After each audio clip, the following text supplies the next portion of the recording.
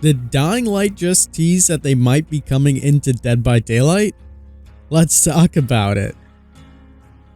Kings and queens, welcome back to the channel. I hope you're all having a fantastic morning. So I was just sipping some of my good coffee when I got a tweet, and I was actually really intrigued by this one. Let's jump on into it. So Dead by Daylight tweeted out their weekly shrine post. The perks were potential energy, up the ante, hubris, and Dying Light. That's when Dying Light, the video game, replied, and they said, hello. Quite interesting. And then on top of that, we seen a reply from Gamescom, and they were like, what is going on here, with some eye emojis.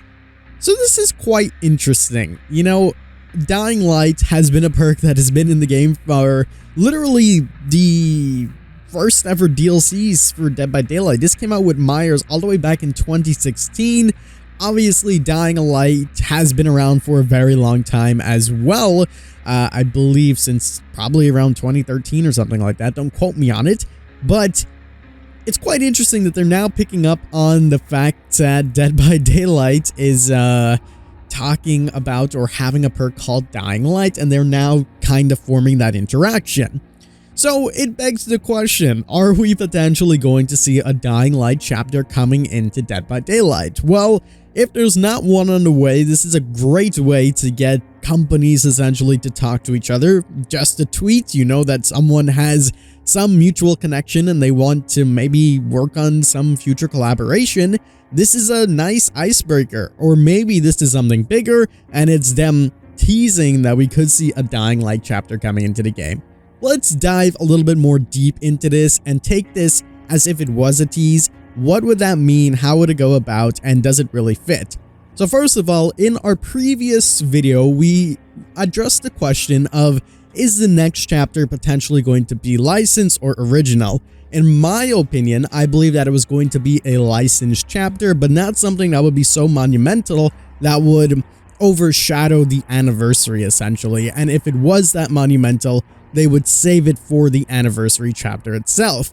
Dying Light fits that glove of a chapter that isn't gonna blow up the internet and everyone's gonna go crazy and buy the DLC, but it's big enough that people would be interested, excited, and really look forward to a potential chapter like that. So in that regards, it does fit that scenario. Let's talk about Dying Light itself. Dying Light obviously had their original game, and then they had Dying Light 2, and that came out in 2022 of February. So it's been roughly about a year since the game itself has come out. It is still quite relevant in the sense of people still talking about it, and you know, and they still had DLC that was released on November 10th of 2022 itself, so the game is still active and going. So again, it's pretty much hitting all of the criteria that we've been looking for a potential collaboration to come in the future. So what killer potentially would come with this chapter? Well, everyone has been saying the same thing in the comments, and I think it is quite obvious. That would be volatile. Now, if you're unfamiliar with the Dying Light series itself and you don't know what I'm talking about, the volatile essentially, according to the wiki, is an uncommon infected type in Dying Light. In case you didn't know much about Dying Light itself, this is a zombie apocalyptic themed open world type of game. This game, Dying Light 2, takes place about 20 years after the original game itself, and you're basically trying to survive against zombies. Some of the tougher zombies, and the ones that you see a little bit more rarely, are the volatile zombies. These are the special type of zombies that are really buffed up and really strong. And the good thing for us is that the volatile is already a humanoid type of killer that actually uses his jaws and hands to attack, and its weakness is UV light. So you kind of already have everything going that you potentially need for this chapter to work. Survivors could be using UV lights, which is very similar to flashlights, obviously. Pretty much the same thing, just with a different bulb, in order to, you know, combat the volatile. They also attack with their hands and jaws, so not too much that needs to go in. And on top of all of that, this is coming from a video game, so all the assets can easily be shared to Dead by Daylight, imported, or whatever the case is that the devs actually do in order to get it working. On top of that, if we're talking about cosmetics and skins, things like that, there are tons and tons and tons of skins for the volatile, and that includes the evolved volatile, which is a more beastie version of the regular volatiles. There's ice volatiles, there's volatile tyrants, you know, there's tons of different things that they could really expand upon, and if they have a good connection and relationship with Dying Light, I'm sure they would give them the blessings to create their own blighted type of stuff and whatever they can really think of. As for the power itself, we know that the volatile only really emerges as night, and they are immune to UV light, as you know, so some type of power could be maybe similar to Dredge. They make the map a little bit darker, they emerge, things like that. They could really play up to that factor. We also know that they pounce similarly to the Demogorgon, at least the evolved volatiles do, and they can actually do spit damages, so you could have a potential range attack as well. So maybe they can bounce a little bit, maybe bounce off of objects, maybe they can have that range attack by spitting on you. Honestly, there is a ton of things that they could do.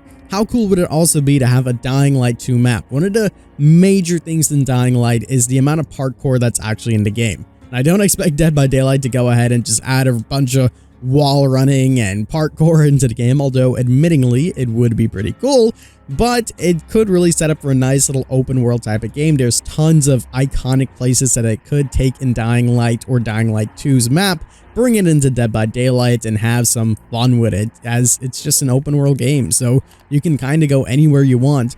Not to mention there's a ton of giant buildings, and I've been wanting like a giant city map for such a long time, since the Trickster came out, and we never really got that.